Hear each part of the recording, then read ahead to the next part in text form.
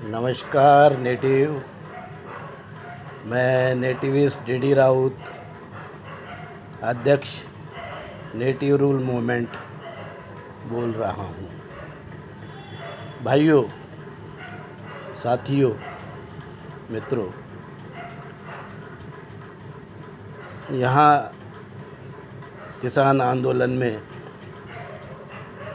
बुजुर्ग किसान आंदोलन कर रहे हैं।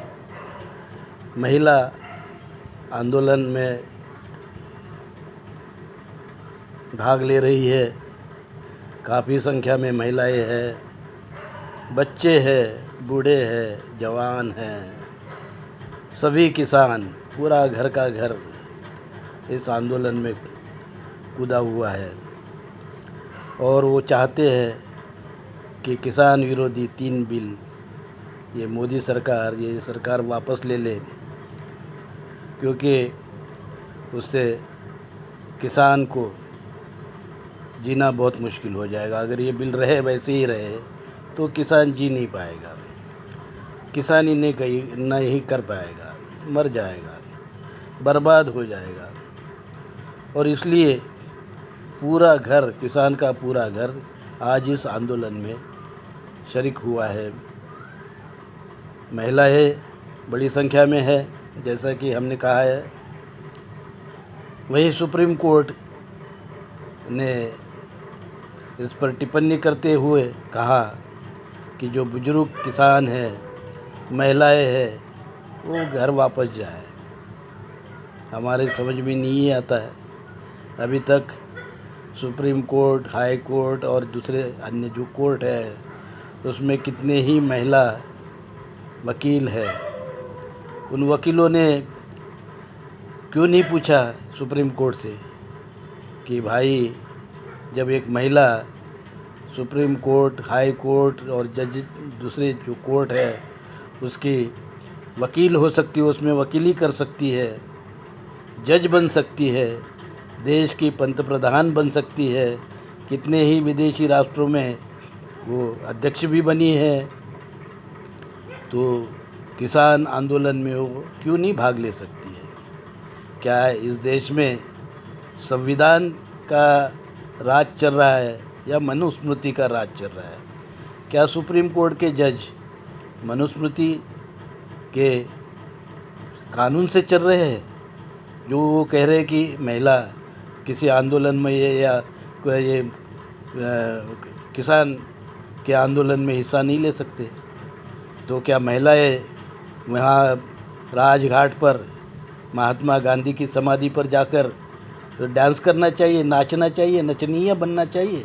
जैसे कि कुछ लोगों ने तो वहाँ जाके डांस भी किया है महात्मा गांधी की समाधि पर। अब उस समय तो हमने किसी कोर्ट से ये नहीं सुना कि भाई, महिलाएं, जो बीजेपी की महिलाएं थी उस समय में ये सब कर रही थी, कि उनको ये कोई नसीहत दिया जाए कि ऐसा मत करिए, महात्मा गांधी राष्ट्रपिता के समाधि के सामने नाचिए मत।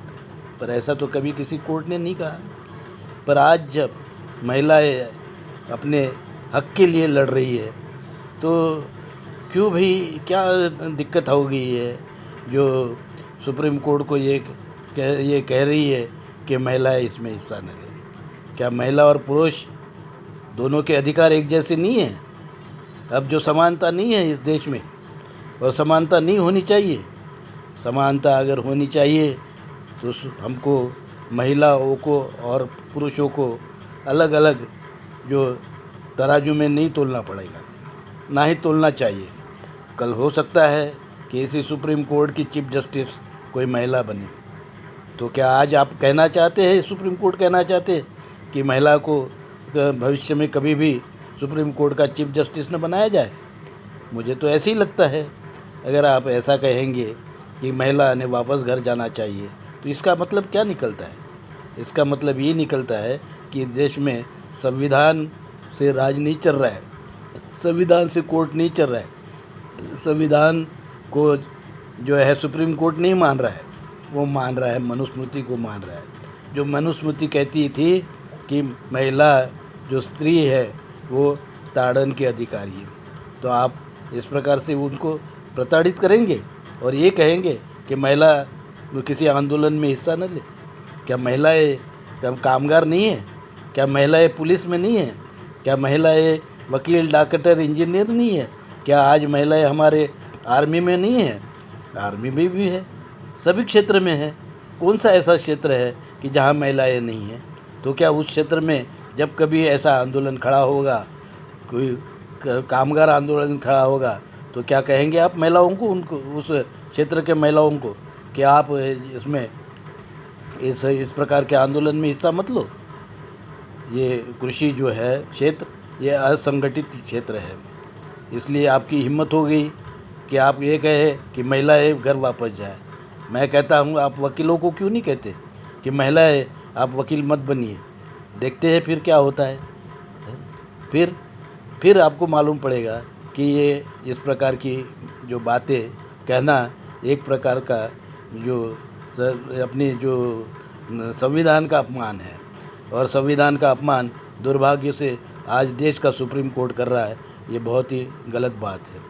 मुझे लगता है सुप्रीम कोर्ट के जो जजेस है वो इस बात को समझे और अपना जो कर्तव्य का निर्वाह संविधान के मुताबिक करे, ना कि मनुस्मृति के मुताबिक। धन्यवाद। आज भाई इतना ही कहूँगा और मैं आपसे विदा लूँगा।